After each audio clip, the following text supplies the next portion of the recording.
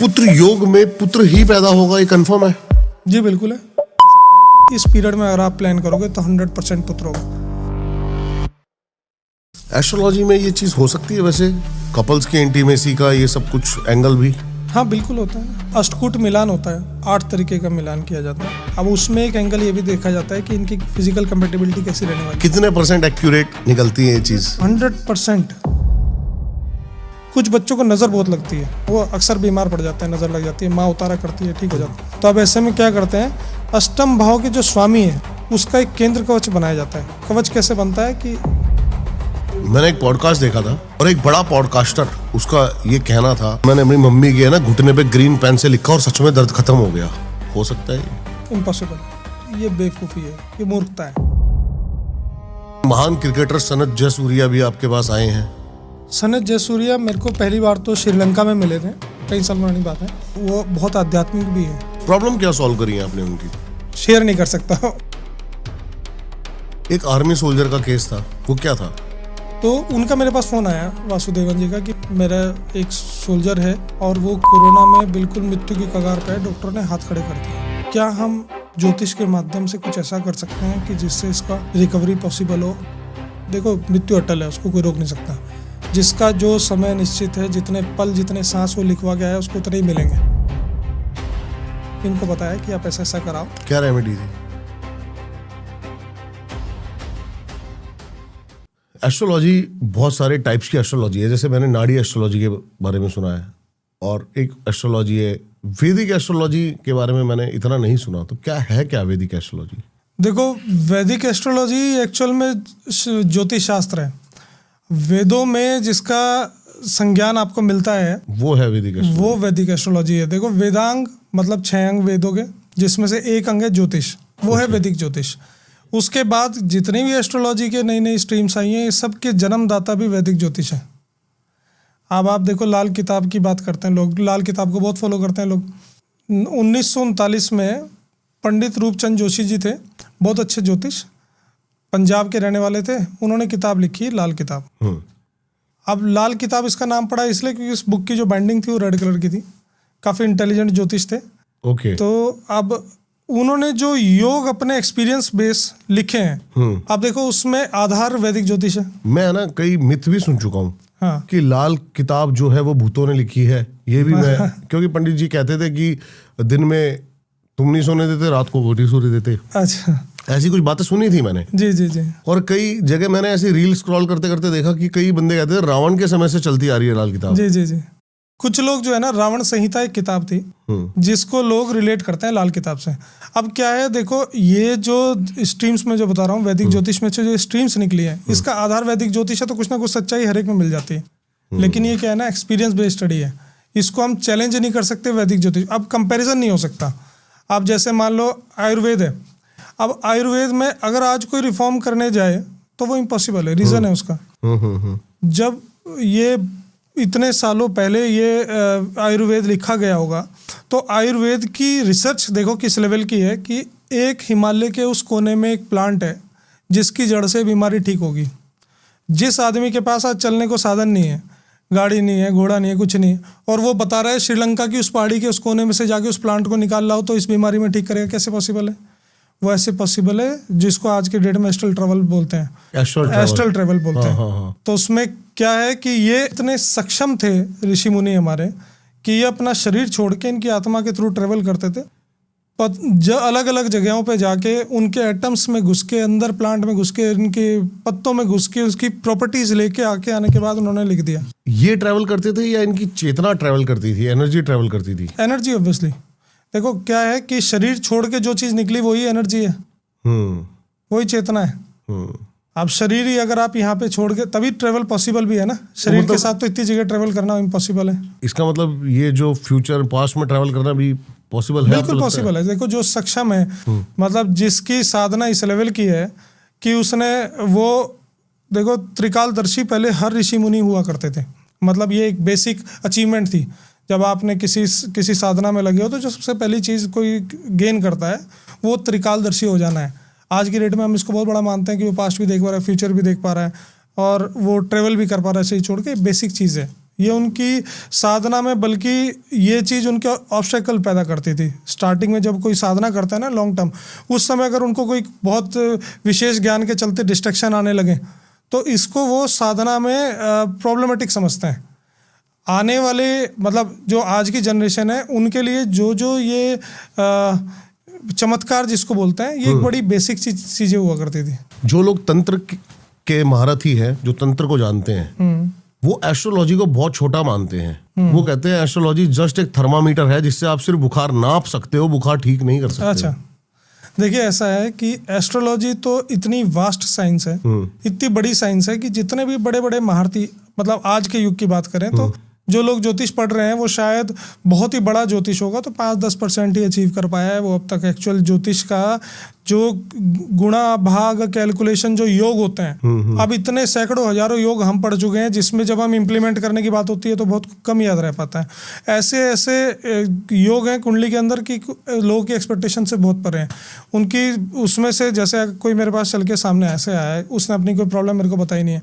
हर किसी की एक्सपेक्टेशन क्या रहती है कि पहले एक्सपीरियंस करेंगे तब उसके बाद करो, फिर विश्वास करो। फिर विश्वास करो। तो क्या है कि ये यूथ का आज की डिमांड भी है। देखो पहले टाइम पे जो फॉलोवर हुआ करते थे, आज की डेट में एक्सपीरियंस बेस्ड लोग तभी रिलाई कर पाते हैं जब अपने ऊपर तजुर्बा करते हैं। आप मानते हो वैसे तंत्र को? मानते हो आप?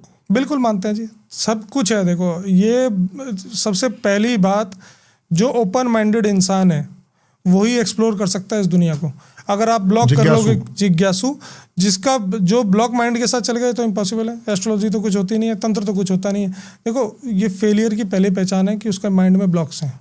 जो ओपन माइंडेड आदमी होता है वही ग्रो करता है। अब क्या है कि देखो एस्ट्रोलॉजी को प्रूव करने के लिए अगर जाएं, मतलब अगर कोई आदमी की इच्छा होगी, जिज्ञासु होगा कि मैं एस्ट्रोलॉजी को थोड़ा एक्सप्लोर करूं, जानूं, तो उसको इतने सारे एग्जांपल्स मिल जाएंगे कि कोई इसमें डाउट ही नहीं बचेगा। अब कोई देख के भी अगर आंख बंद करे तो उसका कोई इलाज नहीं होता। अब देखो ये साइंस या मैथ्स की कैलकुलेशन समझ लो, कितने साल पुरानी है, ज़्यादा से ज़्यादा 500,000 साल पुराने होंगे। किसी ने सर्कल बनाया कि देखो सर्कल इन्वेंट कर दिया। सर्कल कितना होना चाहिए? 360 डिग्री का होना चाहिए। ये कब पता लग रहा है हमें? अब साइंस ने निकाल के दिया या मैथ्स ने बनाया कि सर्कल राउंड होता है, 360 डिग्री होता है। अब जो वैदिक ज्योतिष जिसका कोई ओरिजिन का ही अता पता नहीं है। अब आप देखो वेद व्यास जी थे, उन्होंने त्रेता युग से लेकर द्वापर युग तक जिंदा रहे, उन्होंने सारे वेदों को एकत्रित किया। इसका मतलब ओरिजिन तो उससे भी पहले था। अब लाखों साल तो त्रेता युग चला, सोचो उसका ओरिजिन कितना पुराना है वैदिक ज्योतिष का। उस समय पे ना टेलीस्कोप है तुम्हारे पास, ना कोई ऐसा साधन है जिससे आप कुछ चेक कर पाओ कि ब्रह्मांड में क्या चल रहा है, कौन सा ग्रह कैसा है। उस समय आप ये डिज़ाइन करके बता दो कि सर्कल 360, उन्होंने एक कैलकुलेशन बिठाई उस समय कि उन्होंने आसमान को 360 डिग्री मान लिया, 12 राशियों में बांट दिया ताकि एक आइडिया रहे कि ये सच में हैरान करने वाली बातें हैं। अब आप ये जी पहले के लोग, मैं भी काफी बार सोचता हूँ इस बारे में, कई हजार साल पहले पंचांग लगेगा, ये कैसे, मतलब हाँ लाखों साल पहले, बताओ, लाखों साल पहले। अब ये वही मैं बोल रहा हूँ कि अब ये सब देखने के बाद भी अगर कोई कहे कि नहीं मेरे को नहीं माना, इसका तो देखो कोई इलाज है नहीं। लेकिन ये फैक्ट है कि कितने सारे इस तरह के उदाहरण हैं, कितने सारे, इसमें कोई और डाउट वाली चीज़ ही नहीं रह जाती है ना। लाल किताब को आप क्यों नहीं मानते हो? देखिए लाल किताब को मैं बिल्कुल मानता हूँ। मैं वही बोल रहा हूँ, जो वैदिक ज्योतिष से जन्मा है उसमें कुछ ना कुछ सच्चाई है। लेकिन क्या है ना, वो उनकी पर्सनल एक्सपीरियंस बेस्ड स्टडी है, उसमें कुछ गलतियाँ भी हो सकती हैं। अब जैसे अभी मेरे सामने एक उदाहरण आया था, कुछ समय पहले स्क्रॉल करते हुए एक वीडियो मेरे सामने आई। उसमें एक सज्जन ने बोला कि अगर किसी कुंडली में गुरु चतुर्थ भाव में हो, सप्तम भाव में हो, 10वें भाव में, उनको पूजा पाठ छोड़ देनी चाहिए, उनको अध्यात्म से दूर रहना चाहिए। ऑब्स्टेकल्स आएंगे लाइफ में, जितना पूजा करेंगे बर्बाद हो जाएंगे।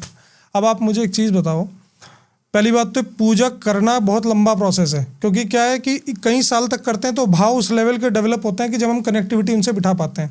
अब जो बचपन से अध्यात्म कर रहा था उसको आपने एक योग, जो आपका एक्सपीरियंस बेस आपने निकाला है, वो आपने सुना दिया, उसने पूजा पाठ छोड़ दी, तो ये जो महापाप है जिसके चलते उसे अध्यात्म छोड़ दिया, जिससे कनेक्टिविटी कुदरत के साथ उसने बनाई थी वो छोड़ दी, उस महापाप का दोषी कौन है? अब ये जो योग उन्होंने बताया चतुर्थ भाव में गुरु है, इसके बहुत कॉम्बिनेशन हो सकते हैं। वैदिक ज्योतिष में अगर मैं बात करूं तो एक योग आता है जहां धनु लगन हो और चतुर्थ भाव में गुरु हो, इसको बोलते हैं हंस महापुरुष योग। इसके अंदर आध्यात्म मैंडेटरी है, पूजा पाठ मैंडेटरी है। ऐसी अगर गुरु 10वें भाव में है और आपका लगन हो गया मीन का, तो भी वो हंस महापुरुष योग बन जाएगा, मतलब गुरु अपनी राशि में विराजमान हो जाएंगे। तो अब उसमें क्या होगा, आध्यात्म जैसे जैसे आप पूजा पाठ की तरफ जाओगे, आप देखोगे लाइफ के सारे ऑब्स्टेकल्स हटते जा रहे हैं। लेकिन यहाँ लाल किताब का ये वाला जो रूल उन्होंने लगाया कि अगर यहाँ बैठा है तो पूजा छोड़ दो, तो ये तो बिल्कुल विपरीत हो गया। अब इसका दोष किसके सिर मंडा जाए बताओ। लेकिन लाल किताब जो है उसके मैंने उपाय देखे, उसके उपाय बहुत सारे ऐसे हैं जो एक मिडिल क्लास बंदा भी आराम से कर सकता है, जो कि हमारे बड़े बुजुर्ग बताया करते थे। लाइक चींटियों को चीनी डाल दो, हाँ, कुत्तों को बिस्किट डाल दो, गाय को हरा चारा। एस्ट्रोलॉजी में कई ऐसे उपाय हैं या कई ऐसे रेमेडीज हैं जो इंसान की पहुंच, मतलब उसके लिए जेब भारी चाहिए। देखो, ऐसा कोई भी दुर्योग नहीं है कुंडली में जिसकी रेमेडी आपके पास खुद से ना हो। अगर आपके पास कोई ऐसे पंडित जी नहीं है जो आपके लिए पूजा करेंगे, तो आपके पास वो सारे मंत्र का ज्ञान है, आप ले सकते हैं। अगर आपकी लाइफ में कोई अच्छे, देखो ये भी एक दुर्भाग्य समझो अपने समाज का कि आज की डेट में हर आदमी इसको बिजनेस से जोड़ने लगा, और इसके चलते क्या है कि अगर कोई रेमेडी किसी का फ्री में कोई काम होता है तो आदमी सोचता है यार अपना रोजगार कहाँ से चलेगा, उसको ऐसी रेमेडी बताएंगे जिसमें 4 पैसे इसको ही बचें। ये तो हो गया एक जो हमारा गलत डायरेक्शन में एस्ट्रोलॉजी को लेके जा रहा है। लेकिन इसके पीछे सच्चाई नहीं है कि वैदिक ज्योतिष के उपाय महंगे हैं। वैदिक ज्योतिष के तो इतने सिंपल उपाय हैं, बहुत सारी ऐसी रेमेडीज़ हैं। अब जैसे मैं आपको उदाहरण बताता हूँ, जैसे सूर्य को जल देना है। अब सूर्य को जल कोई भी लगन का आदमी, कोई भी राशि का आदमी देगा, उसका साक्षात चमत्कार देख सकता है। अभी मेरे पास एक एस्ट्रोलॉजर आए थे, नाम नहीं लूँगा, लेकिन वो ऐसे से उपाय दे के गए कि सोने का इतना ही ग्राम लेके उसका आभूषण। तो ये तो महंगे उपाय लगे मुझे काफी। देखो ऐसा है, मैं खुद ही इसमें, अब मैं उन एस्ट्रोलॉजर के बारे में क्या बताऊं, मैं खुद ही इसमें विश्वास नहीं रखता हूं। अब क्या है कि ऐसा कोई मुझे दुर्योग नज़र नहीं आता जिसमें इतने ग्राम का सोना पहनने से ही वो दुर्योग खत्म होने वाला हो, ऐसा बिल्कुल नहीं है। हाँ देखो, इसमें जो एक्सपेंसिव उपाय, जिसको एक्सपेंसिव रेमेडीज़ बोलते हैं, उनमें से एक आप रतन बोल सकते हो कि जो रतन शास्त्र है उसमें थोड़ा आदमी का खर्चा बढ़ जाता है, क्योंकि रत्नों का वाकई लाइफ में बहुत बड़ा प्रभाव है। अब उसको हम अवॉइड नहीं कर सकते। अब जैसे क्या है कि किसी कुंडली के अंदर गुरु भागेश है, किसी की कुंडली में गुरु कर्मेश है, हर एक की कुंडली में हर एक प्लैनेट अलग तरीके से काम करता है। अब जिसकी कुंडली में गुरु भागेश भाग्य भाव के स्वामी है और वो डिग्री वाइज या प्लेसमेंट वाइज थोड़े वीक हैं, तब उसका पूरा लाभ उनको नहीं मिल पा रहा, तो डिग्री एनहांस करने के लिए उसका रतन बहुत ड्रास्टिकली चेंज लेके आ सकता है उसकी लाइफ में। उसने पुखराज धारण किया जो गुरु का होगा, तो उसको प्रैक्टिकली वो बहुत बड़ा डिफरेंस फील करेगा। तब महंगा तो जरूर है भाई, रतन धारण किया है, रतन कोई सस्ते तो आते नहीं है। अगर ओरिजिनल लेने जाओ तो बहुत महंगा मिलता है सब, अननीटेड पुखराज चाहिए हर किसी को, बिल्कुल सही बात है ना। अब वो उसको धारण करेगा तो उसका डिफरेंस भी बिल्कुल फील करेगा, इसमें खैर कोई दो राय नहीं है। लेकिन मैंने एक चीज़ और, मेरी मानना इस बारे में मान्यता है, वो ये है कि कोई भी रतन जो है ना वो अपना पैसा खुद निकाल लेता है, आपकी जेब से पैसा नहीं लेता है। जैसे अगर आपने यही जो उदाहरण मैं दे रहा था, ऐसे ही अगर मान लो किसी कुंडली में नीलम पुखराज, किसी का भी एग्जांपल ले सकते हो, किसी कुंडली में शनि महाराज भाग्य भाव के स्वामी है, कर्म भाव के स्वामी, और आपने नीलम धारण किया और आपको प्रोफेशनली इतनी ग्रोथ मिल गई कि जो आप एक्सपेक्ट भी नहीं कर रहे थे, या आप उस ट्रैक पे थे ही नहीं, है ना। अगर आप अगले 5 साल बाद अपने आप से पूछते हैं हम लोग कि हम कहाँ पहुँचने वाले हैं, और हमारी एक्सपेक्टेशन सरपास हो जाए, कारण हमने थोड़ी बहुत रेमेडीज करी, एक रतन धारण कर लिया नीलम, और वो जो हमारी एक्सपेक्टेशन सरपास करी है, अगर मान लो हमने एक आइडिया लगाया कि हमें इतने लाख रुपए हमारे साल में इतना बच जाना चाहिए, और वो हमने मल्टीप्लाई कर लिया कई गुना, तो उस रतन की कीमत तो कुछ भी नहीं है उसके सामने। बिल्कुल सही कह रहे हैं। लेकिन बहुत सारे क्वेश्चंस है ना, अभी जैसे आप बात कर रहे हैं तो दिमाग में बातें आती जा रही हैं। मेरे को भी किसी ने ग्रीन एमरेल्ड पन्ना हरा पन्ना, हाँ, हरा पन्ना, ये बताया था 2.5 रत्ती। लेकिन काफी दिन में परेशान रहा। बेंगलोर में मुझे वही मिल रहा था 7,500 रुपये का, दुबई में मैंने पता करा वो 2.5 लाख का था। अब देखो, अब यहाँ पे सबसे बड़ा चैलेंज क्या आता है। हाँ, अभी कुछ लोग एस्ट्रोलॉजी में जो बिलीव नहीं करते, उसके पीछे ये भी एक बहुत बड़ा फैक्टर है। जैसे आपको किसी ने 2.5 रत्ती रतन बता दिया, हमारे शास्त्र बोलते हैं 4.5 रत्ती से नीचे का कोई भी रतन काम नहीं करता। अब मान लो आपने वो पहना होता और पहन के आप उससे रिजल्ट एक्सपेक्ट कर रहे हो, तो ना मिल रहा था, तो आपके दोषी कौन? वैदिक ज्योतिष नहीं, दोषी वो है जिसने आपको ये सजेस्ट किया, क्योंकि शास्त्रों में क्लियर कट मेंशन है कि 4.5 रत्ती से नीचे का कोई भी रतन इनइफेक्टिव है। ओके, ठीक है, पहला तो चीज़ का जवाब आपका ये है। दूसरा ये कि जो एमरेल्ड है, वो एमरेल्ड नहीं, कोई भी रतन जो है उसकी जाति डिफरेंट हो सकती है। जैसे मान लो और मैंने अगर पन्ने की बात करो तो मेरा एक्सपीरियंस ये है कि जो ज़ाम्बियन पन्ना है वो सबसे अच्छा रिजल्ट ओरिएंटेड होता है। ज़ाम्बियन पन्ना क्या है ये? ज़ाम्बिया में से आता है जो। ओके, वही सेम ही ग्रीन। हाँ, सेम ग्रीन। ठीक है।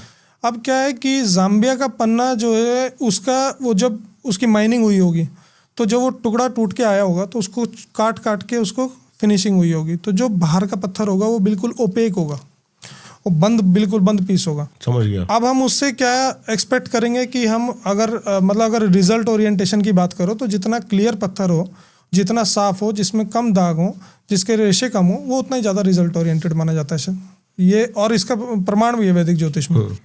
अब क्या है कि जो पन्ना ओपेक होगा उसकी ऑब्वियसली कीमत थोड़ी सस्ती होगी क्योंकि वो बाहर से एक समझो रफेज टाइप है। समझ गया। और जितनी उसके अंदर जाएंगे, जितना वो कटता जाएगा और अंदर से क्लैरिटी आती जाएगी, उतना महंगा होता जाएगा। अगर एक ही जाति का पन्ना, मान लो ज़ाम्बियन ही लेना है, तो वो उसकी कोई एमआरपी नहीं हो सकती। वो हो सकता है 200 रुपये कैरेट हो। एक चीज़ और है, पुराने टाइम में हमारे पास तोलने के लिए कोई वजन नहीं होता था तो लोग तो रत्ती में तोलते थे। रत्ती क्या थे? जैसे सरसों के बीज है, उसमें तोलते थे, है ना। आज की रेट में वो तोलना इम्पॉसिबल है। कुछ लोग 120 मिलीग्राम को रत्ती मानते हैं, कुछ 180 मिलीग्राम को, तो इसलिए इसको कैरेट पकड़ना चाहिए। मैं तो सबको यही बोलता हूँ, कैरेट में पत्थर मांगो, रत्ती मत मांगो। कैरेट में ही मेरे को बताया था 2.5 कैरेट। अच्छा, 2.5 कैरेट बताया था। अच्छा, कुछ लोग कैरेट अलग है, कैरेट अलग है। कैरेट जो है, सही बताया था फिर उसका मतलब। नहीं, कैरेट का मतलब आप मान के चलो कि अगर हम छोटी रत्ती पकड़ते हैं तो भी वो लगभग मेरे हिसाब से 4 रत्ती के आसपास बैठ रहा है।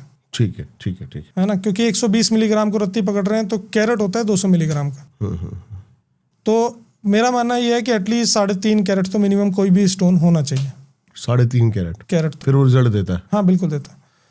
तंत्र के प्रभाव को भी पलट सकती है ज्योतिष विद्या? बिल्कुल पलट सकती है, क्योंकि वैदिक ज्योतिष में एक ऐसी चीज है, एक सबसे बड़ी जो ताकत है वो है अध्यात्म और अध्यात्म के रास्ते। अगर आप पूजा पाठ की तो कोई सीमा ही नहीं है। आप ये समझो कि इतनी तरह की अपने पास मंत्र हैं, इतनी तरह की पूजा पाठ के तरीके हैं। अगर कोई चीज़ नेगेटिव है तो पॉजिटिव भी आपको पता ही है। अगर नेगेटिविटी एग्जिस्ट करती है, अगर कोई डार्क साइड है किसी चीज़ की, तो उसकी ब्राइट साइड भी है ना। ठीक है। तो अगर कोई चीज़ डार्क एग्जिस्ट करती है तो उसका तोड़ आध्यात्म में तो 100% है ना। अब वैदिक ज्योतिष के अंदर क्या है ना कि हम आध्यात्म एक मूल रेमेडी है। इस तरह के मंत्र हैं कि नेगेटिविटी होने के बाद किसी ने कुछ कर दिया तंत्र विद्या से, उसके होने के बाद के भी रिजल्ट आप देखोगे कि पॉजिटिव हो सकते हैं। और दूसरा, अगर कोई रेमेडी फॉलो कर रहा है तो उसके ऊपर कोई विद्या काम कर भी नहीं सकती नेगेटिव। समझ रहे हो? देखो, आपको एक चीज़ और उदाहरण देता हूँ इस चीज़ का। कुछ बच्चों को नज़र बहुत लगती है, जो छोटे बच्चे हैं वो अक्सर बीमार पड़ जाते हैं, नज़र लग जाती है, माँ उतारा करती है, ठीक हो जाता है। ऐसे ही कुछ लोग होते हैं जो अच्छी उम्र में भी, खास करके लेडीज़ में ज़्यादा प्रॉब्लम आती है कि अगर कोई चीज़ बोल के किसी को चले जाए तो उसमें वो काम उनका बनता ही नहीं है, ऑब्स्टेकल्स आते हैं। ऐसे ही अगर कोई थोड़ा सा तैयार होकर कहीं चला जाए तो आगे बीमार पड़ जाता है, नज़र लगती है। अब कुंडली में इसका एक क्लियर कट योग नज़र आता है। कुंडली में एक 8th हाउस होता है जिसको अष्टम भाव बोलते हैं। अष्टम भाव के स्वामी जब पीड़ित होते हैं तो ऐसे लोगों को नज़र बहुत लगती है। ये अष्टम भाव पे खुद किसी पाप ग्रह की दृष्टि पड़ रही है तो भी नज़र बहुत लगती है। तो अब ऐसे में क्या करते हैं, अष्टम भाव के जो स्वामी है, अष्टमेश जिसको बोलते हैं, उसका एक केंद्र कवच बनाया जाता है। कवच कैसे बनता है कि उससे संबंधित ग्रह के संबंधित एक यंत्र बना के उसके दोनों साइड संबंधित रुद्राक्ष लगा के एक ब्रैकेट टाइप सा बना देते हैं, लॉकेट। उसको वो कवच के रूप में उसको बोलते हैं, उसको धारण कराते हैं। तो आप समझो कि उसको कभी जीवन में नज़र लग ही नहीं सकती। बच्चे को पहना दो, नज़र लगनी बंद। अगर ऐसे ही अगर मान लो, लेकिन क्या है उसमें थोड़ा स्वच्छता का ध्यान रखा जाता है तो इसलिए छोटे बच्चों को अवॉइड करते हैं, क्योंकि रुद्राक्ष के साथ बहुत सारे लिमिटेशन, बहुत सारी मतलब आपको प्रिकॉशंस। सही बात है, रुद्राक्ष के साथ बहुत सारी लिमिट। आप कैसे जुड़े ज्योतिष विद्या से? देखिए, वैसे तो मैं इस मामले में बहुत लक्की रहा कि हमारे घर में अध्यात्म का माहौल था शुरू से ही। हालांकि एस्ट्रोलॉजी हमारे घर में कोई फॉलो नहीं करता था, ना कोई मानता था। लेकिन क्या है, जैसे एक चीज़ होती है जिसको बोलते हैं ईष्ट देव भक्ति। अब ईष्ट देव भक्ति हमारे घर में बहुत ज़बरदस्त थी। मतलब हमारे जो पेरेंट्स थे, इत्तेफाक मतलब खुशकिस्मत मानो आप कि माता की ऐसी कृपा इनके ऊपर रही कि इनको एक बड़े समर्थ गुरु मिले। अब समर्थ गुरु मिले तो इन्होंने इनकी ये इष्ट देव भक्ति में उतर गए। माँ काली इष्ट देव है हमारी।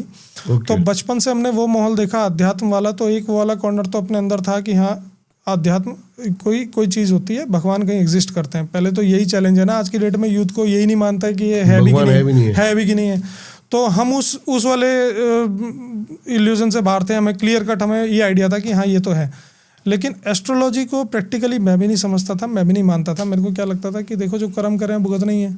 अब जब कर्म करने और भुगत नहीं है तो इसमें एस्ट्रोलॉजी हमारा क्या करेगी, मतलब इसमें मेरे कर्म कैसे काट सकती है, ये था ये मुझे भी सुनना है क्योंकि हाँ। अब क्या हुआ कि मैं क्लास 10th में था, बच्चा ही था, तो शौक था थोड़ा साइकिलिंग वाइकलिंग करने का। तो मैं कुछ दिन पहले, मेरी मदर जो है, हमारी कॉलोनी में ही एक मंदिर है, उनके पंडित जी, ये तो मेरी मदर को थोड़ा शौक था हमारी जन्म पत्री लेके चले जाना पंडित जी के पास। तो किसी ये सबकी मदर को होता है। तो पंडित जी ने उनको बताया कि देखो ऐसा है, बच्चे की चल रही है 7.5। अब 7.5 में मेरी मेष राशि है, और दूसरा कुछ इस तरह का गोचर का और प्रभाव भी किस तरह का पड़ रहा होगा उस पर्टिकुलर समय में, कि उन्होंने केयरफुल किया मेरी मदर को कि देखो ये वाला जो पीरियड है, इस पीरियड के अंदर इसकी बिल्कुल विद्या छूट भी सकती है और ये किसी मेजर एक्सीडेंट से निकल सकता है, इसको बचा के रखना, ये प्रिकॉशन रखना। अब आपने को कहाँ मानना था, क्योंकि हम तो ये फॉलो ही नहीं करते थे एस्ट्रोलॉजी का। मदर ने तो बहुत समझाया। अब मैं गया, नई साइकिलिंग करनी सीखी थी, तो रोड पे उतरा, मेरा बड़ा मेजर एक्सीडेंट हुआ है। ट्रैक्टर ट्रॉली वाला मेरे ऊपर से उतर के, मतलब काफ़ी इंजरी हुई, मेरी टांग ऑलमोस्ट समझो बच गई। वो बात सच निकली बिल्कुल। जो समय उन्होंने बताया कि इस पीरियड से इस पीरियड में इनको केयरफुल, मतलब ये एस्ट्रोलॉजी में एक बेसिक सी चीज़ है जो उन्होंने देख के और उन्होंने बताया कि इस पीरियड में आपको केयरफुल रहना है। और मेरा उस पीरियड में बड़ा मेजर एक्सीडेंट हुआ और मैं बिस्तर पे आ गया और विद्या वाकई छूट गई। 1 साल तक मैं अपने बिस्तर पे रहा, जिसके चलते मेरे को 10th को रिपीट करना पड़ा, पहले एग्ज़ाम छूट गए। अब फिर दिमाग में आया यार कि देखो अगर वो देख सकते हैं तो हो सकता है उनके पास ऐसी विद्या हो कि उसका सोल्यूशन भी हो, कुछ पढ़ा भी हो उन्होंने, क्या पता ये सिचुएशन अवॉइड हो सकती थी। अगर अवॉइड नहीं हो सकती तो एटलीस्ट उसकी इंटेंसिटी कम हो जाती। किसी ने ये नहीं समझाया कि ये तो ठीक है कि तुमने जो कर्म करे हैं भुगतने हैं, लेकिन जो कर्म कर रहे हैं उस भुगतने की इंटेंसिटी कम ज़्यादा हो सकती है। कैसे? अगर आपको फीवर है या बुखार है तो आपने कर्म किए तो आपने कष्ट भोगना है, रोग तो आएगा, लेकिन उसका इलाज भी दिया है ना शास्त्रों ने आपको। आयुर्वेद के थ्रू इतनी सारी मेडिसिन दी है ना शास्त्रों ने, और इसका मतलब ट्रीटमेंट तो पॉसिबल है। कर्म करने और भुगतने हैं ठीक है, लेकिन उनकी इंटेंसिटी कम की जा सकती है, आप उससे रिकवर जल्दी कर सकते हो, बहुत सारी चीज़ें हैं। सबसे बड़ा चमत्कार क्या था एस्ट्रोलॉजी का आपकी जिंदगी में, जो आपने या फिर किया हो या देखा हो? देखो चमत्कार तो स्टार्टिंग में तो जैसे हम सुनते थे, पढ़ते थे, जब आप समझो कि 11th-12th से मेरे को बहुत ज़्यादा क्रेज़ था, मतलब एस्ट्रोलॉजी की बुक्स पढ़ते थे, एग्जाम्पल्स पढ़ते थे, पंडित जी से लोगों से पूछते थे, जो हमारे गुरु बने विद्या हमें देते थे एस्ट्रोलॉजी की, उन सबसे काफ़ी बातें करते थे, तो सरप्राइजिंग लगती थी बहुत चीज़ें। उसके बाद जब हम खुद धीरे धीरे एक्सपीरियंस के साथ एस्ट्रोलॉजी में आए, अब चमत्कार होते तो हैं, वो हमें बहुत ज़्यादा अट्रैक्ट नहीं करते, मतलब ऐसा नहीं लगता कि कुछ अनोखा हो गया, क्योंकि वो हम मान के चल रहे हैं कि ये होगा ही होगा। अब जैसे एज अ लेमैन कोई मेरे पास आया, अब मैं उसकी कुंडली में, देखो ये भी कॉम्बिनेशन, बहुत सारी चीज़ देखनी पड़ती है एस्ट्रोलॉजी में। अब कोई आया, आके उसने बताया, वो किसी और टॉपिक पे बात कर रहा है, लेकिन मेरा ध्यान कुंडली के एक पर्टिकुलर योग पे चला गया। अब मैं देख रहा हूँ कि गुरु भी पीड़ित है, इसका अष्टम भाव से इसका संबंध बन रहा है या षष्टम से बन रहा है, तो इसका मतलब इसको इस समय, और गुरु की दशा शुरू हो गई, इसका मतलब इसको पेट की प्रॉब्लम चल रही होगी इस समय। साथ में राहु की प्लेसमेंट है सप्तम अष्टम में। अच्छा, राहु सप्तम अष्टम में 100% पाइल्स देते हैं इन केस अगर गुरु भी पीड़ित हो। अब मैं उस टॉपिक से तो हट गया जो पूछ रहा है, मैंने बीच में उनसे पूछ लिया, मैंने कहा आपको पाइल्स की प्रॉब्लम तो नहीं फेस कर रहा? अब उसके लिए तो चमत्कार हो गया, वो तो एक्सपेक्ट ही नहीं कर रहा आपको मेरे को कुंडली में कैसे दिखाई दे रहा है, लेकिन ये योग है। अब अपने को तो ये हम जैसे मैं नहीं, जितने भी लोग प्रैक्टिस कर रहे हैं एस्ट्रोलॉजी के, जो लोग काफ़ी टाइम से कर रहे हैं, अब उनके लिए ये चमत्कार वाली सी चीज़ लगती नहीं है। एज अ लेमैन आप इसको चमत्कार ले सकते हो, लेकिन इस तरह के बहुत सारी चीज़ें हैं जो कुंडली में हमारे लिए तो देखते ही अपने को समझ में आती है, उसकी रेमेडी भी समझ में आती है, और रेमेडी करते हैं तो उसका ड्रास्टिक उसको चेंज भी दिखाई देता है, इंसान को ठीक होते हैं। भगवत गीता से कैसे कनेक्शन है ज्योतिष का, या नहीं है? नहीं, बिल्कुल है। ऐसा तो देखो कोई शास्त्र ही नहीं है जिसमें इसका रेफरेंस ना हो। अब देखो भगवत गीता तो अब की बात है, आप रामायण काल में भी जाओ तो राम जी ने भी एक पर्टिकुलर समय निश्चित किया कि जब इस रावण के ऊपर इस पीरियड के अंदर मुझे अटैक करने जाना है। आप ये पूरी सेना तैयार थी, सब कुछ तैयार था, उसके बावजूद भी राम जी ने एक समय लिया, क्योंकि अभी मुहूर्त नहीं है, किस समय हटे। तो ये एस्ट्रोलॉजी का तो यूज़ हमेशा से पहले से चला आ रहा है, और क्षत्रियों की पहले जो बेसिक सब्जेक्ट्स थे उनमें एस्ट्रोलॉजी एक मस्ट सब्जेक्ट था। नहीं, मेरे को ये इसलिए आपसे मैंने पूछा क्योंकि मैंने पहला पॉडकास्ट एक ज्योतिष का ही किया था। अच्छा, मुझे याद आ गया है। अच्छा अच्छा पहला पॉडकास्ट। अच्छा अच्छा अभी तो 150+ पॉडकास्ट कर चुका हूँ। अच्छा तो उन्होंने मुझे कहा था, तो मैं जिज्ञासु था मैंने जाना कि कैसे कर सकते हैं एस्ट्रोलॉजी, क्योंकि उनकी बातों में मैं काफ़ी चीज़ें देख रहा था। वो मेरे बारे में कई चीज़ें बताए जा रहे थे और जिनमें से काफ़ी चीज़ें सही भी थी। हाँ। तो मैंने पूछा, मैंने कहा कैसे करी जाए। तो उन्होंने कहा सबसे पहले गीता पढ़ा। अच्छा, देखो उनका अब मैं आपकी बात को कनेक्ट कर पा रहा हूँ। देखो गीता पूरा का पूरा प्रोसेस जो आपको समझाती है, गीता जो ज्ञान हमें देती है वो अपने कर्मों का फल, कर्म सिद्धांत, जो कर्म सिद्धांत है वो ज्योतिष का मूल है। जैसे कर्म कर रहे हैं वैसे आपको भुगतने हैं। अभी आप जो कर्म कर रहे हो वो आप अपनी नेक्स्ट लाइफ डिज़ाइन कर रहे हो। अभी आपका जिस नक्षत्र के जिस चरण में जन्म हुआ वो उस समय डिसाइड हो गया था जिस समय आप जो कर्म कर रहे थे। तो उस समय जो कर्म किए हैं उसको हमने इस जन्म में भुगतना है। अब जो हम कर्म कर रहे हैं इसके फल हमें ही काटने हैं। तो अभी के जो करे हुए कर्म है ये अगले जन्म में हमारे भाग्य के स्वामी बनेंगे जाके। अभी हम नेक्स्ट लाइफ हमारी कैसी जीना चाहते हैं वैसे कर्म हम अभी कर रहे हैं। गीता अपने को क्लियर कट ज्ञान देती है। इसलिए वैदिक ज्योतिष का जो आधार है, आप ये कह सकते हो कर्म सिद्धांत जो वैदिक ज्योतिष का है वो गीता का सार है। जैसा करोगे वैसा जैसा बोओगे वैसा काटोगे। क्या बात है। मार्केट में बहुत और भी कुछ चल रहा है, सिग्नेचर्स, कलर्स, कुछ स्विच वर्ड्स भी हैं। इनको कैसे देखते हो आप? देखो मैं एक चीज़ के बड़े भयंकर फेवर में हूँ। आपने एक दौर था जब विवेकानंद ने समाज के अंदर बड़ा रेवोल्यूशन लेके आए। अब क्या रीज़न था कि आदमी उस समय हमारा देश गुलाम था। आध्यात्म में हालांकि विवेकानंद खुद माँ काली के बहुत बड़े फॉलोवर हैं, लेकिन उन्होंने देखा कि जो यूथ है ना वो यूथ बहुत ज़्यादा डिपेंडेंट हो गया भगवान के ऊपर पूरी, क्योंकि त्रस्त हैं बेचारे, दुखी हैं। ऊपर से क्या है कि जो एग्रीकल्चर फील्ड से हटके आदमी था उसके सब फिजिकल एक्टिविटी रुक गई, उसके स्टेमिना सब खत्म हो गया। तो यूथ खराब होता जा रहा था। एक समय से देखो देश बिल्कुल बर्बादी की कगार पे था। सही बात है। तो विवेकानंद ने एक स्टेटमेंट दिया कि आप जितना समय पूजा में लगाते हो इतना समय आप फुटबॉल खेलो, वो आपके लिए ज़्यादा बेहतर है पूजा पाठ से। रीज़न वो उस समय देश काल परिस्थिति की डिमांड थी। आज जो है ना, ये सिग्नेचर बदल दो, इसमें थोड़ा आप जो है मोबाइल नंबर चेंज कर दो लाइफ में हो जाए, ये वो मिथ है जो हमारे यूथ को कमज़ोर कर, मतलब बरगला रहे हैं। आप देखो हमारी अगर इतना ज़्यादा यूथ हमारा कमज़ोर हो गया और इतना भय में आ गया कि उसको अंदर के कपड़े भी बदलने हैं तो रंग देखेगा कौन से रंग का कपड़ा पहनूं मैं, आज मंगलवार है, तो समझो कि ये वीकनेस है। हम एस्ट्रोलॉजी को वीकनेस बढ़ाने के लिए यूज़ नहीं करना है, डायरेक्शन के लिए करना है। जो हमारे अंदर भय पैदा करता है वो हमारे लिए कैसे भी फेवरेबल नहीं हो सकता। कोई भी विद्या, एस्ट्रोलॉजी छोड़ो, मैं तो कहता हूँ अगर अध्यात्म को भी आप इस नज़र से देखते हो कि डर की वजह से अगर ऐसा नहीं किया तो आप सही ट्रैक पे नहीं हो। जो भी विद्या आपकी स्ट्रेंथ बढ़ाती है एक्चुअल में विद्या वो है। आपको डायरेक्शन देने के लिए एस्ट्रोलॉजी चाहिए, आपका डर बिठाने के लिए नहीं चाहिए। तो यूथ को इतना कमज़ोर इन सब चीज़ों को लेके कर देना, ऐसा नहीं करोगे तो वैसा हो जाएगा, चांदी के सिक्के दो जेब में डालोगे तो पैसा आ जाएगा जी। और एक बड़ा पॉडकास्टर, उसका ये कहना था एक सामने वाले बंदे से कि आपने मुझे एक उपाय बताया था और मैंने अपनी मम्मी के ना घुटने पे ग्रीन पेन से लिखा और सच में दर्द खत्म हो गया। अच्छा, हो सकता है ये? इम्पॉसिबल है, ऐसा कोई तरीका नहीं है। ऐसा कोई भी तरीका नहीं है जिसका जिक्र शास्त्रों में ना हो।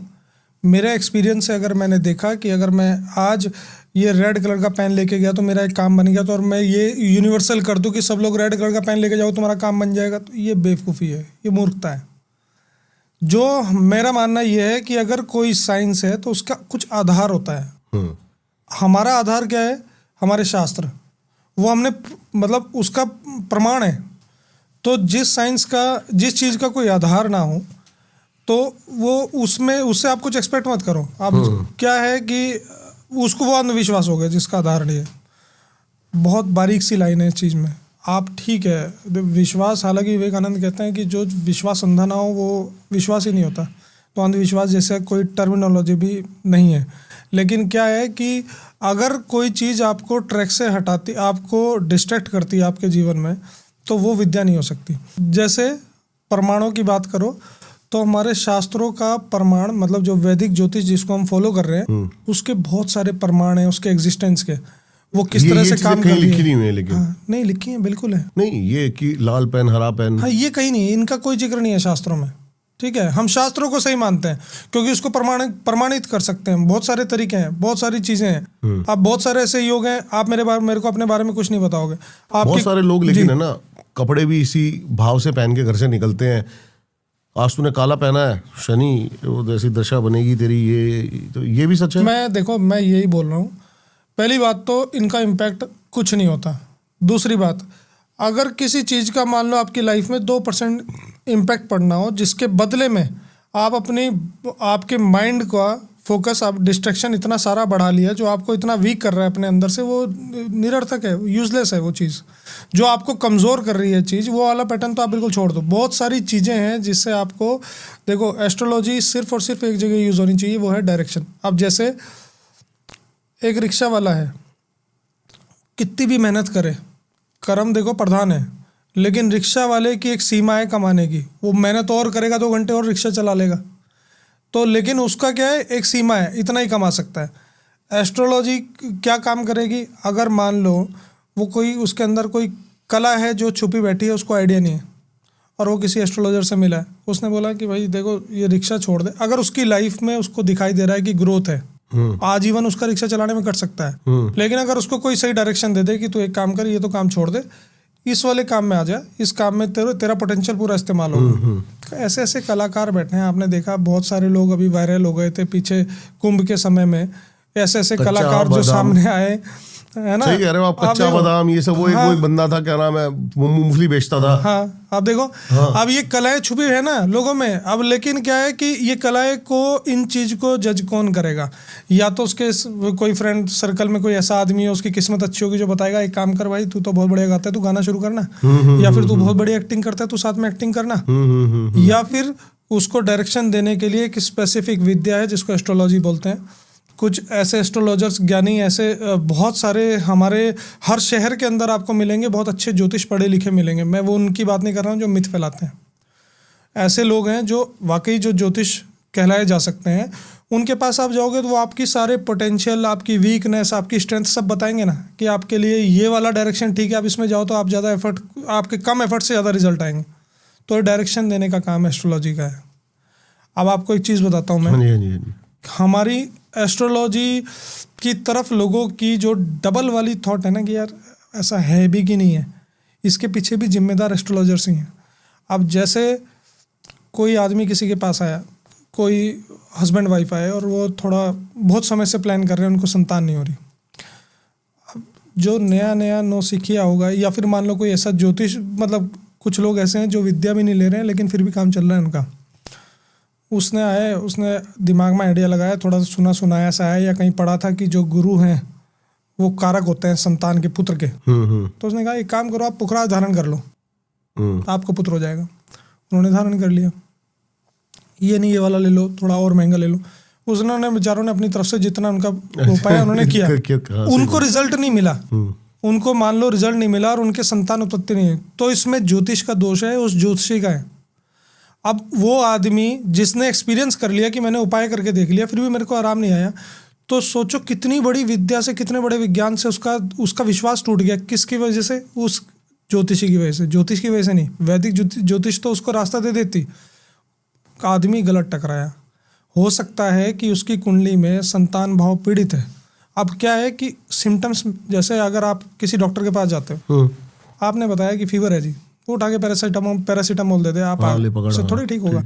अब वो उसको डायग्नोस करेगा कि किस चीज़ की वजह से फीवर है, उसकी पर्टिकुलर उस चीज़ की जब आप मेडिसिन लोगे तो आपको आराम मिलेगा। वैदिक ज्योतिष में सेम है। वैदिक ज्योतिष क्या है कि पहले आप देखोगे संतान भाव पीड़ित है कि नहीं है। हाँ पीड़ित है भाई, इसलिए इसको नहीं है, उसका कोई ना कोई कॉम्बिनेशन कहीं और मैच कर रहा होगा। जैसे लड़के की कुंडली है तो मान लो शुक्र पीड़ित है या वीक है, डिग्री वाइज प्लेस्ड है, तीसरे भाव में पराक्रम भाव के अंदर शुक्र अगर डिग्री वाइज वीक हो जाता है, शुक्राणु की कमी हो जाती है इंसान में। अब ये चीज़ या तो ज्योतिष बता रहा है, या उसको वेरीफाई कहाँ कर सकता है? डॉक्टर के पास जाके। अब आदमी ने औरत के तो सारे टेस्ट करा रखे हैं और उसकी सारी ट्रीटमेंट चल रहा है सालों से और उसको संतान नहीं हो रही, और वो कुंडली में देख के उसको पता लगता है कि तेरा तो यार कुंडली के अंदर तेरे को स्पर्म काउंट्स में प्रॉब्लम आएगी 100%, तो जाके दिखा। अब वो आदमी जाएगा, टेस्ट कराएगा, देखेगा अरे यार ये तो वाकई, अब उसको एक डायरेक्शन मिल गई, वो ट्रीटमेंट कराएगा, ठीक होगा ऑब्वियसली। बहुत सारे इस तरह के रेमेडीज एस्ट्रोलॉजिकली भी हैं जिससे उसकी वो डिग्री, उसकी शुक्र की डिग्री को एनहांस कर सकता है, जिससे उसको ऑटोमेटिकली भी स्पर्म काउंट बढ़ने लगेंगे।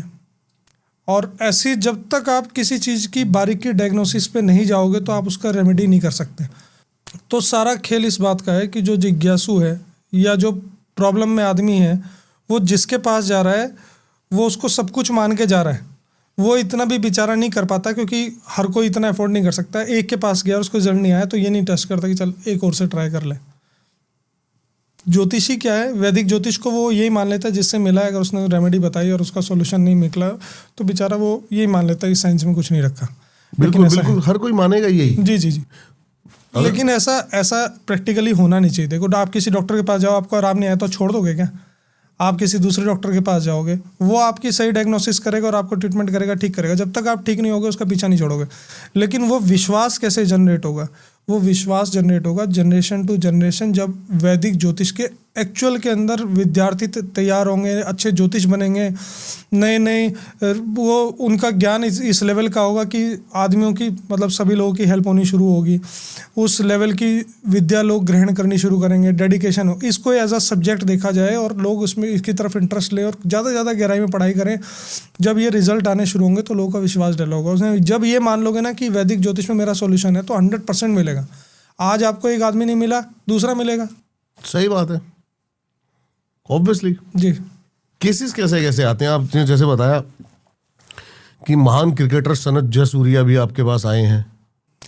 देखिए, ऐसा है कि सनत जयसूर्या मेरे को पहली बार तो श्रीलंका में मिले थे।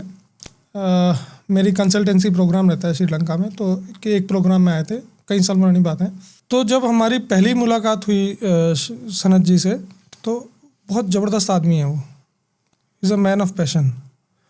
जो सोच लिया वो करना है, और जिस लेवल का डेडिकेशन उन्होंने दिखाया, आपको मान लो, मैं देखता हूँ कि कुछ लोग आते हैं, उनको किसी प्रॉब्लम में उनको सॉल्यूशन चाहिए, आपने कोई रेमेडी बताई, तो आप सिर्फ इतना ही कर सकते हो, उसकी हेल्प की, आपने रेमेडी बता दी। सामने वाला फॉलो कर रहा है नहीं कर रहा है, उस पर आपका कोई अधिकार नहीं है, आप कुछ करवा नहीं सकते उससे ज़बरदस्ती। ये चीज़ मैंने उनके अंदर देखी है। वैसे श्रीलंकन्स में ये चीज़ मैंने कॉमनली भी देखी है कि आपने कोई रेमेडी बताई तो बड़ी डेडिकेटेड होकर करते हैं, और इस लेवल की डेडिकेशन है उनके अंदर कि अगर कोई रेमेडी है तो, अगर जैसे उनकी लाइफ में मैंने देखा है कि वो बहुत आध्यात्मिक भी है, रेगुलर मंदिर में जाने वाले और भगवान को मानने वाले और सारी रेमेडीज़ फॉलो करने वाले आदमी हैं। उन्होंने बहुत अच्छा समय मेरे को श्रीलंका में भी मेरे साथ बिताया। मेरे पास भी है, मेरा घर है देहरादून में, तो मेरे घर पे भी आए हैं वो, और बहुत अच्छे इंसान हैं और काफ़ी बदलाव उन्होंने एस्ट्रोलॉजिकली अपनी लाइफ में फील करे हैं। तो डेफिनेटली जो आदमी कोई किसी चीज़ के अंदर सच्चाई देखता है या उससे इम्प्रेस होता है, तो ऑब्वियसली वो प्रॉब्लम क्या सॉल्व करी है आपने उनकी? देखिए, हर किसी की लाइफ में एक पर्सनल एंगल होता है। अब एस्ट्रोलॉजिकली अच्छा ज्योतिष भी वही है। मैं मानता हूँ कि ज्योतिष वो है जिसके पास इतनी गहराई हो कि आपने जो बोला उसके अंदर आके, जैसे आपने कुएं में डाल दी वो बात किसी से शेयर नहीं कर सकता, ओपन मन पे। बात है, बहुत बढ़िया, बहुत बढ़िया, है ना। आप देखो, मेरे पास हस्बैंड वाइफ आते हैं कई बार, तो कई बार ऐसी सिचुएशन होती है, मेरे को कुंडली देख के समझ में आता है कि ये मेरे से शायद पर्सनली बात करना चाहेंगे, तो मैं ओपनली मैं हस्बैंड को बोलता हूँ आप बाहर बैठिए, वाइफ को बोलता हूँ बाहर बैठिए, 1-to-1 बात, क्योंकि बहुत सारी ऐसी बातें हैं जो इंसान की बहुत ज़्यादा पर्सनल होती है, वो किसी से भी शेयर नहीं करना चाहता। एस्ट्रोलॉजी में ये चीज़ हो सकती है वैसे, कपल्स की इंटीमेसी का ये सब कुछ एंगल भी? हाँ, बिल्कुल होता है ना। अब अष्टकूट मिलान होता है, जब हम शादी के लिए कुंडली मिलान की जाती है तो उसमें अष्टकूट मिलान किया जाता है। अष्टकूट मिलान 8 तरीके का मिलान किया जाता है। अब उसमें एक एंगल ये भी देखा जाता है कि इनकी फिजिकल कंपेटिबिलिटी कैसी रहने वाली है। तो बहुत बारीकी से जो ये साइंस है उसका पर्पस क्या है कि एक इंसान अपनी लाइफ स्मूथ कैसे जिए, वो हर तरीके से, चाहे वो मैरिड लाइफ हो, उनका संतान उत्पत्ति का समय हो, सब कुछ। कितने % एक्यूरेट निकलती है? 100%। अगर गलती कहीं है तो वो वैदिक ज्योतिष में नहीं है, हम में हो सकती है, ज्योतिष में हो सकती है, जो ज्योतिषी है उसमें हो सकती है, ज्योतिष के अंदर नहीं हो सकती, ज्योतिषी के अंदर हो सकती ज्योतिषी के अंदर हो सकती है। तो अगर हम कोई चूक कर रहे हैं, अगर हमसे कोई एक्यूरेसी में कमी रह गई, हमने किसी को कोई चीज चेक नहीं कर पाए या फिर हम किसी को उस लेवल की रेमेडी नहीं दे पाए, तो ये वीकनेस अपनी है। क्या बात है, हाँ, ज्योतिष की नहीं है, ज्योतिष की नहीं है। हाँ। एक आपने बच्चे का केस बताया जिसकी आंखें बहुत वीक थी, क्या जी। था? देखिए ऐसा है कि कुंडली के अंदर एक योग होता है जब सूर्य और चंद्रमा दोनों ग्रहण योग में हों या डिग्री वाइज दोनों वीक हों। अब डिग्री वाइज कैसे कि या तो शिशु अवस्था या मृत अवस्था। मृत अवस्था और शिशु अवस्था क्या होती है कि कोई ग्रह किसी राशि के अंदर बैठता है तो उसके पास 0 से लेकर 30 डिग्री तक बैठने की स्पेस रहती है। जब वो एक राशि में प्रवेश करता है, नया नया प्रवेश क्या होता है, तो 0 से 6 डिग्री तक उसको शिशु अवस्था बोलते हैं। या वो राशि छोड़ के अगली राशि में जा रहा होता है तो आखिरी की जो 6 डिग्री होती है उसको मृत अवस्था बोलते हैं। उसमें ग्रह उस भाव का फल थोड़ा कम दे पाता है। तो वो जो इस वीक अवस्था में सूर्य और चंद्रमा दोनों ही किसी बच्चे की कुंडली में हो तो आप मान के चलो कि उसको बचपन से इतने मोटे मोटे चश्मे लग जाएंगे। अब पेरेंट्स आते हैं, मान लो बच्चा नहीं भी आया, अब बच्चे के बारे में कुछ और पूछेंगे लेकिन आपका ध्यान जाएगा ना उस पर, तो आप पूछोगे बच्चे को चश्मा लगाया क्या बचपन से, कि हाँ जी चश्मा लगाया। हैरान हो जाते होंगे वो। हाँ, नज़र वीक है शुरू से, हाँ काफ़ी नज़र वीक है, क्या करें जी इसमें। अब इसका एस्ट्रोलॉजिकली बहुत सरल सा उपाय है। देखो, सूर्य के 2 रूप होते हैं शास्त्रों के हिसाब से, एक सौम्य रूप, एक रौद्र रूप। सौम्य रूप कब होता है? जब सूर्य में एक भी किरण ना हो, सूर्य ऑरेंज कलर का हो। ओके। जो सनराइज के बाद सिर्फ 5-7 मिनट ही रहता है, फिर उसमें किरण आ जाती है, वाइटनेस आ जाती है। तो वो जो ऑरेंज कलर का सूर्य है उसके दर्शन करते हुए अगर बच्चे से सूर्य को जल दिलवाया जाए रेगुलर बेसिस पे, ऐसे ही पूर्णिमा वाले दिन चांद की रोशनी में उसको समय बिताने को कहा जाए, बीच बीच में चंद्रमा के दर्शन करता रहे, आईसाइट में ड्रास्टिक चेंज आता है, बहुत ज़बरदस्त रिकवरी होती है। अब वैसे भी भारत के अंदर आप देखो, सूर्य को जल देने की प्रथा कितने सालों से दे रहे हैं। बहुत सही बात है। बहुत लोग ऐसे हैं जिनको सूर्य की जल तो दे रहे हैं लेकिन उनको रिजल्ट नहीं मिला, लेकिन फिर भी दे रहे हैं, फॉलो कर रहे हैं बस। मैं ये मानता हूँ कि जब तक आपको किसी चीज़ से रिजल्ट ना मिले, मोटिवेशन आ ही नहीं सकता, आप कोई चीज़ कंटिन्यूसली कर ही नहीं सकते, छूट जाएगी वो। सच बात है।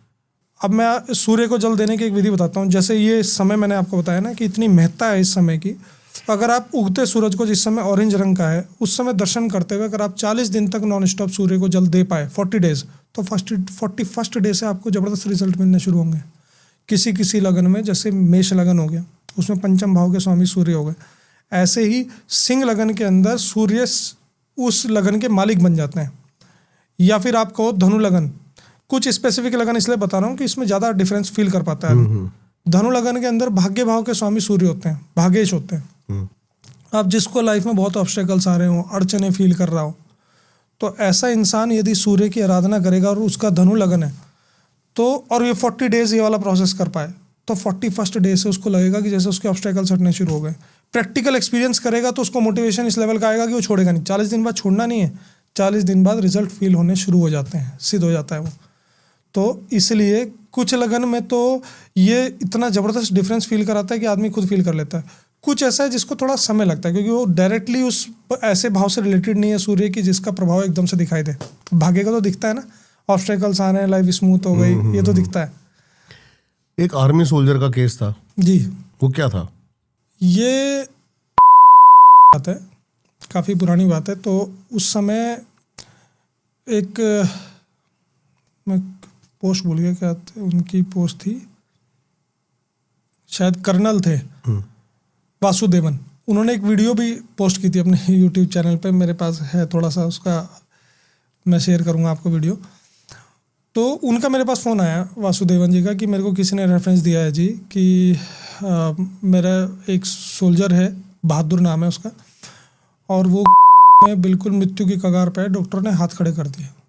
क्या हम ज्योतिष के माध्यम से कुछ ऐसा कर सकते हैं कि जिससे इसका रिकवरी पॉसिबल हो और थोड़ा फास्ट हो जाए, ऐसा कुछ तरीका है?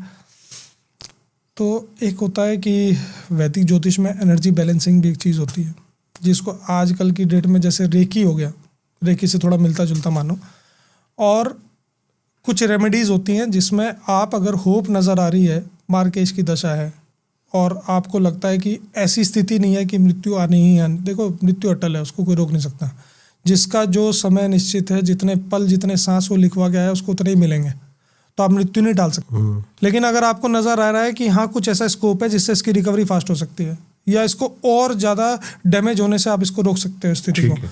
तो आपने वो रेमेडी उनको सजेस्ट करोगे। तो सेम मैंने इनको बताया कि आप ऐसा ऐसा कराओ। क्या रेमेडी थी? देखिए उनका उस समय उनके मार्केश की दशा चल रही थी। अब मार्केश की दशा चल रही थी, गोचर भी इस तरह का था कि राहु का इफेक्ट था उनके मारक भाव पे। अब उनको राहु का उतारण एक प्रोसेस होता है, वो कराया गया। एक हीलिंग होती है जिसको एनर्जी बैलेंसिंग बोलते हैं, वो कराया गया। तो 7 दिन लगे उनको। 7 दिन में इतना ड्रास्टिक, मतलब पहले ही दिन से डिफरेंस तो फील होना शुरू हो गया था। 3, 4, 5 दिन में डॉक्टर बेफिक्र हो गए थे कि हाँ सर्वाइव कर गए। 7 दिन में वो अपने पैरों से चल के अपने घर गए और वो इतने ज़्यादा इम्प्रेस थे वासुदेवन, उन्होंने वीडियो भी शेयर किया और अपने सोशल मीडिया अकाउंट पे भी शेयर किया।